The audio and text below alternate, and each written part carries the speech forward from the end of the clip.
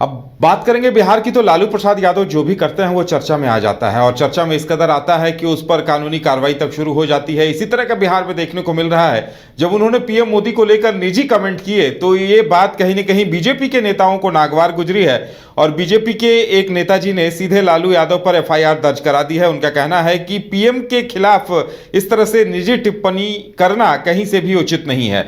क्या कुछ उनकी तरफ से कहा गया है और क्या पूरा मामला है, जानने के लिए सीधे रुख करेंगे अपने सहयोगी विवेक का, जो पटना स्टूडियो में मौजूद हैं। विवेक, क्या कुछ जानकारी मिल रही है और इस एफआईआर में क्या कुछ है? जी बिल्कुल।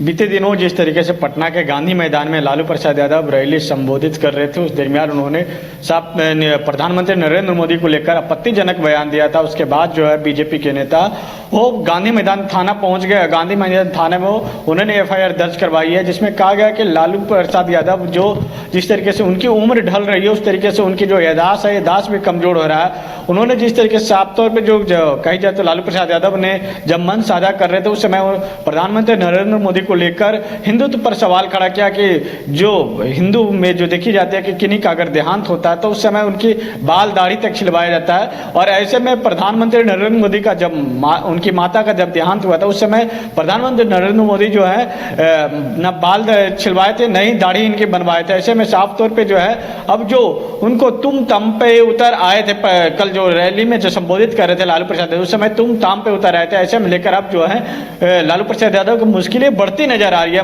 वो बीजेपी के जो ऐसे तमाम जो नेता हैं, सिर्फ कृष्ण कुमार कल्लू की बात नहीं कर ली जाए, उसके जो ऐसे तमाम जो नेता हैं अलग अलग जो थानों में एफआईआर दर्ज करवा रहे हैं, और साथ ही साथ लालू प्रसाद यादव के साथ साथ जो उनके बेटे तेजस्वी यादव उन पर कार्रवाई करने की मांग कर रहे हैं कि उन दोनों पर कार्रवाई की जाए। जिस तरीके से लालू प्रसाद यादव अपने पुराने अंदाज में उन्होंने देखा कई तरीके का बयान दिया के मन से, तेजस्वी यादव भी उसी तरीके से प्रधानमंत्री नरेंद्र मोदी पर भी हमलावर रहा, उसके साथ साथ मुख्यमंत्री नीतीश कुमार पर भी हमलावर रहा कि जो आज जो नीतीश कुमार और प्रधानमंत्री नरेंद्र मोदी कर रहे हैं जो परिवारवाद पे आरोप, तो उनका साफ तौर पे जो कही जाए तो उनके जो कहे जाए तो डीएनए पर सवाल खड़ा कर दिया कि डीएनए कब, उनके डीएनए कहां तक ठीक है। और ऐसे में जब एक हिंदू जब होता है, हिंदू का जो पर्व त्यौहार होता है उस समय जो कही जाए तो सनातन का बहुत ही महत्व होता है, सनातन धर्मों का।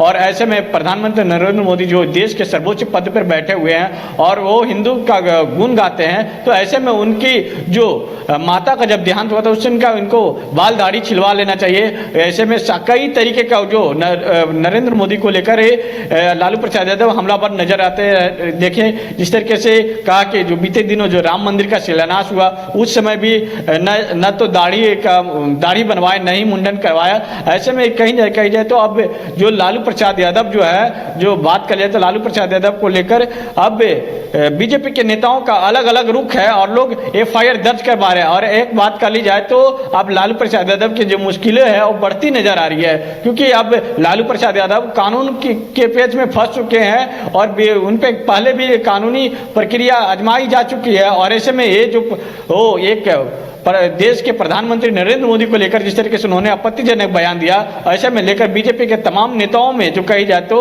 एक जो सभी लोगों में एक ही जैसा रुख है कि उनके पे कार्रवाई होनी चाहिए। साफ तौर पे अब जो है देखना होगा कि आगे क्या कुछ होती है। क्या कृष्ण कुमार कल्लू जो गांधी मैदान में एफआईआर दर्ज करवाए, ऐसे में जो कई और बीजेपी के नेता हैं अलग अलग क्षेत्रों में जो एफआईआर दर्ज करवाया, एफआईआर दर्ज के बाद क्या है आगे की कार्रवाई भी होती है, यह देखना होगा। जी उदय, चलिए इंतजार किया जाए कि आगे क्या कुछ कार्रवाई होती है इस पर। फिलहाल हमारे साथ जानकारी देने के लिए आपका बहुत बहुत धन्यवाद।